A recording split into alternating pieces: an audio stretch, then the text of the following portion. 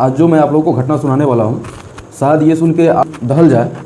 दोस्तों, ये घटना है बिहार के मधुबनी ज़िले की। बिहार के मधुबनी ज़िले के बिस्फी प्रखंड के केरवार गांव की। दोस्तों, इस गांव में देखते ही देखते 5 परिवार के बच्चों की ज़िंदगी खत्म हो चुकी है। दोस्तों, ये घटना कोई नई घटना नहीं है हमारे बिहार के लिए। ये घटना आमतौर पर घटती रहती है और इसमें सरकार की लापरवाही, प्रशासन की लापरवाही और हमारे नेताओं की लापरवाही साफ झलकती है। दोस्तों, ये बात बताने से पहले मैं एक बात बताना चाहूँगा। आपने कभी अगर हमारे 4 लाइन पे होगा ड्राइव, या फिर अगर गए होंगे तो आप लोगों ने देखा होगा कि 4 लाइन जहाँ की गाड़ियाँ एटलीस्ट 50 to 80 की स्पीड अराउंड होती ही है।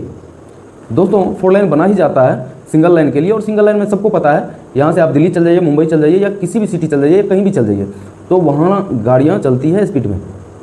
और जहाँ गाड़ियाँ स्पीड में चलती है उस रोड का अगर ये हाल है, और आज से नहीं, इस पर सैकड़ों हज़ारों वीडियो बना चुके हैं, और ऐसी घटना जो है अक्सर होते रहती है। ऐसा नहीं है इसमें जो है सरकार को पता नहीं है, या फिर यहाँ के कंस्ट्रक्शन ठेकेदार जो है उनको पता नहीं है, सबको पता है। लेकिन बात ये नहीं है, बात लापरवाही की है। लापरवाही कैसी, अब मैं बताता हूँ। ये बिहार के मधुबनी ज़िले की बिस्फी प्रखंड के केरवार गांव की घटना है। दोस्तों, जब आप गाड़ी किसी कारणवश, ऐसे तो लोग चलाते ही हैं, अगर किसी कारणवश आप गाड़ी कहीं इमरजेंसी में स्पीड में जा रहे हो और कहीं अचानक से गड्ढा आए या मोड़ आए और वहाँ कोई इंडिकेशन ना हो कि आपको राइट जाना है कि लेफ़्ट जाना है, तो उस समय आप क्या कीजिएगा? तो या तो आपका गाड़ी अनबैलेंस होगा, अनबैलेंस होकर आप गिर जाओगे, या फिर आपके गाड़ी से किसी दूसरे गाड़ी की टक्कर हो सकती है, या दूसरे गाड़ी से किसी तीसरे गाड़ी की टक्कर हो सकती है, और उसमें कई ज़िंदगियां बर्बाद हो सकती है। और सिर्फ किस लापरवाही से? इंडिकेशन की लापरवाही से। सेम यही घटना हमारे मधुबनी में हुई। मधुबनी में खनन विभाग के द्वारा जो गड्ढा खोदा गया था, क्या वहाँ पे इंडिकेशन नहीं देना चाहिए कि यहाँ बच्चे नहाने आते हैं? जिस गाँव के बच्चे या जिस टोले के बच्चे अगर नहाने जाते हैं, तो ऐसा नहीं है कि वो पहली बार बच्चा आज पैदा लिया और वो नहाने चल गया गड्ढा में। उसको नहीं पता था भाई, उसको पता नहीं था। तो आप लोग का क्या काम होता है? जो आप अगर गड्ढा किए हो तो एटलीस्ट इंडिकेशन तो देना चाहिए, या कुछ भी रख के कि यहाँ गड्ढा है, जिससे लोगों को ये पता चले कि यहाँ पे गड्ढा है। तो हो सकता है जो आपके इस एक काम से आज उन 5 परिवार के बच्चों की ज़िंदगियाँ बच सकती थी, लेकिन आपने ऐसा नहीं किया। और ये सिर्फ आपकी बात नहीं है, ये पूरे बिहार की बात है। जो लोग लापरवाही इतनी बरत रहे हैं, जो अब क्या बताए, उसके कारण जो है अक्सर आए दिन ऐसी घटनाएं, सड़क दुर्घटना होती रहती है। वासियों से, अपने यूथ से और आप लोगों से ये निवेदन करना चाहता हूँ कि अगर आपके आसपास भी कोई गड्ढा हो, या सड़क पे गड्ढा हो, या आस पड़ोस में हो, तो इन लोगों के भरोसे तो कुछ होने वाला है नहीं। तो अपने लोग को ये होना चाहिए कि अगर जिस ओर से हम गुजरे और वहाँ से हमको ये पता चले, अगर मेरे रास्ते में कांटा है और मैंने उसको देख लिया, तो मेरा फ़र्ज़ बनता है कि उस कांटे को हटा दूँ। मैं वहाँ रास्ते से उस कांटे को सबसे पहले मैं रास्ते से हटा दूँ, ताकि जिसकी नज़र उस पर ना पड़े उसको ना वो कांटा चुभ जाए। मेरे कहने का मतलब ये है, जब तक आप लोग या हम लोग या इस बिहार के लोग खुद जागरूक नहीं होंगे ना, तो इन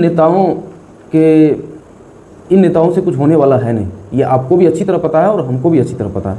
तो हमारा फ़र्ज़ ये है कि हम अपने आप को, अपने समाज को, जो भी यहाँ की कुरीतियाँ हैं या जो भी यहाँ के असामाजिक तत्व हैं, उसके लिए आवाज़ उठाएं, और जो भी मदद हम एक दूसरे की कर सकें हमें करनी चाहिए। क्योंकि जब तक हम लोग खुद एक दूसरे की मदद नहीं करेंगे तो कोई तीसरा आके हमारी हालत को सुधार नहीं देगा। और अगर ऐसा परिवेश बना लिया ना हम लोग, तो ऑटोमेटिक है बिहार सुधर जाएगा। बिहार में ना तो गरीबी रहेगी और ना ही कोई असामाजिक तत्व यहाँ फैल पाएगा। जब तक हम एक दूसरे के लिए आवाज़ नहीं बनेंगे, हम लोग एक दूसरे का सहारा नहीं बनेंगे, इन नेताओं की वजह से कुछ नहीं होगा। ये आते ही है अपने परिवार का पेट और भरण पोषण करने के लिए, ताकि 7 पीढ़ियाँ बैठ के खाएं। ठीक है? तो मेरे कहने का मतलब ये है, जो हम लोग को खुद ये जिम्मेदारी उठानी होगी, और हम लोग को ऐसा माहौल बनाना होगा कि हर इंसान एक दूसरे की मदद करे। अब आप लोग एक बात सुनिए, बच्चा वो मर गया, 5, उसमें से 2 भाई भी था, एक दूसरे के सगे भाई थे। तो मेरे कहने का मतलब ये है, सरकार ने 4-4 लाख रुपए के मुआवजा का ऐलान कर दिया। क्या उस 4 लाख से वो बच्चा लौट जाएगा उस अपनी माँ के पास या अपने पिता के पास, जो अभी बिलख बिलख के रो रहा है, जिसका ये ऐसा हाल है, मातम हो गया है ऐसा, जो अपने पेरेंट्स के सामने अपने बच्चों की लाश है, 2 जाने नहीं गई है, 5-5 जाने गई है। मतलब चारों तरफ लाश ही लाश था। आप ज़रा सोच के भी देखिए, दिल दहल जाता है भाई, दिल दहल जाता है ये देख के, जो जिस फैमिली का बच्चा होगा उस फैमिली पे क्या बीत रही होगी। और ये नाकामी किसकी है? वहाँ के ठेकेदार की, वहाँ के खनन विभाग की, और वहाँ के लोग की, जिसका वो खेत था।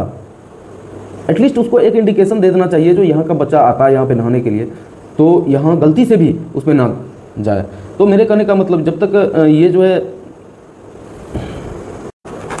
तो दोस्तों मैं आप लोगों से हाथ जोड़कर निवेदन करना चाहता हूं, अगर आपके आसपास भी ऐसे गड्ढे हैं या फिर खनन विभाग के द्वारा छोड़ दिया गया कोई गड्ढा हो जिसमें पानी भर गया हो, तो उसको एटलीस्ट एक इंडिकेशन जरूर दें। और दूसरी बात, आसपास कोई सड़क बन रहा है, कोई नाला बन रहा है या कोई भी गवर्नमेंट काम हो रहा है, सरकारी काम हो रहा है, कुछ भी आ रहा है, अगर कहीं भी कुछ भी गलत लगे तो तुरंत आवाज़ उठाइए और तुरंत उसका वीडियो बनाइए और सोशल मीडिया पे पोस्ट कीजिए और सबको बताइए जो कैसा हो रहा है। कहने का मतलब इन लोगों को बिना डर के जो है सब कुछ नकली बनाते जा रहा है धीरे धीरे। यहाँ से खान पान से लेकर के सब कुछ हम लोग के आंखों में धूल झोंक के ये सरकार जो है वो चल रही है। तो मेरे कहने का मतलब, जब भी कुछ भी अगर गलत लगे तो उसका भरपूर विरोध कीजिए, और जब तक विरोध नहीं कीजिएगा तो कुछ भी चेंजिंग नहीं होने वाला है। और मैं आप लोग से यही गुजारिश करना चाहता हूँ कि कृपया आप लोग अपनी आवाज़ खुद बने और इस समाज की आवाज़ भी बनने की कोशिश करें। तो दोस्तों, इस पूरी घटना के बारे में आप लोग की क्या राय है कमेंट में ज़रूर बताएं। इस सरकार के बारे में आप लोग की क्या राय है उसके बारे में बताएं। अगर आप हमें फेसबुक पे देख रहे हैं तो हमारे पेज को फॉलो करना ना भूलें, और अगर यूट्यूब पे देख रहे हैं तो चैनल को सब्सक्राइब कर बेल आइकन दबा दें एवं अपने सभी दोस्तों में इस वीडियो को ज़्यादा से ज़्यादा शेयर करें। थैंक यू दोस्तों। तो मिलते हैं अगले किसी फिर इन्फॉर्मेटिव वीडियो के साथ, तब तक के लिए जय।